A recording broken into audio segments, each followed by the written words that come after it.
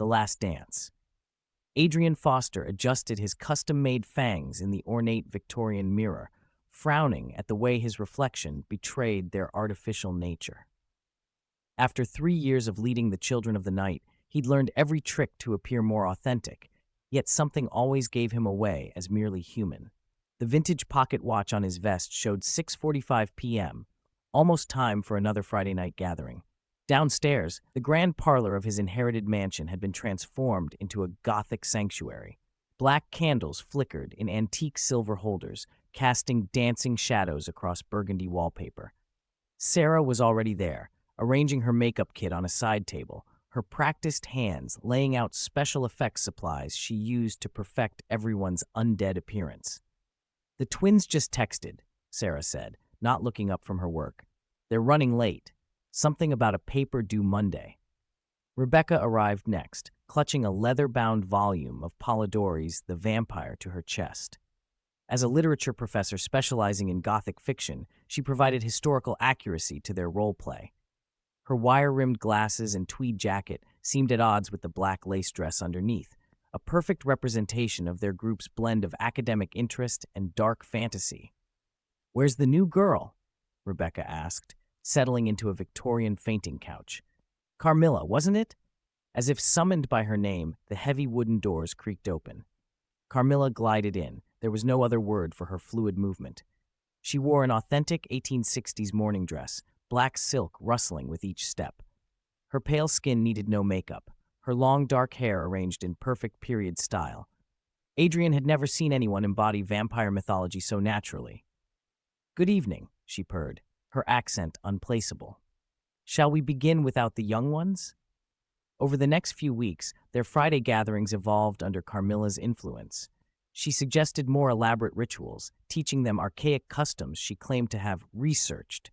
When she proposed incorporating real blood, animal blood from a butcher shop, Adrian hesitated but agreed. The others were enthralled by her authenticity. Sarah started arriving early for private method acting with Carmilla. Rebecca spent hours discussing obscure vampire lore with her, returning to the group with an odd, distant look in her eyes. The twins, Jessica and Jennifer, began dressing identically in Victorian morning attire, mimicking Carmilla's style. Adrian noticed things. Small things at first. Carmilla never accepted offered drinks or food, claiming a sensitive constitution. In group photographs, her image seemed slightly blurred, as if she'd moved too quickly for the camera. She spoke of historical events with intimate detail, correcting Rebecca's academic knowledge with the certainty of someone who had been there. Then Sarah missed a meeting. Her phone went straight to voicemail. The group chat remained unanswered. Adrian found himself in the mansion's dusty attic, searching for something, anything, about Carmilla's background. Instead, he found photographs, yellowed daguerreotypes and sepia prints showing the same face across decades. His hands trembled as he recognized his own mansion in the backgrounds, Carmilla unchanging through the years. A scream from below sent him racing to the wine cellar. There, in the dim light, he found Sarah. Her makeup kit lay scattered nearby, her skin waxy and pale, twin puncture marks visible on her throat. She'd been posed like a sleeping beauty, hands folded across her chest. She was delicious, Carmilla's voice echoed from the shadows, so full of life and creativity. The young ones always taste sweeter. The twins emerged from the darkness, moving in perfect synchronization, their eyes glazed and vacant. Rebecca huddled in a corner, whimpering about feeding sessions and eternal night. "You've been playing with us," Adrian managed, his prosthetic fangs suddenly feeling childish. "All this time." Carmilla laughed, the sound like breaking glass. "Playing with my food, darling. Humans are so amusing with their little vampire games. I've lived in this mansion for centuries, watching generations come and go. Sometimes when I'm bored, I join their play acting. It makes the feast more entertaining." Her face transformed, beauty becoming terrible. Real fangs extended, eyes glowing amber in the cellar's gloom.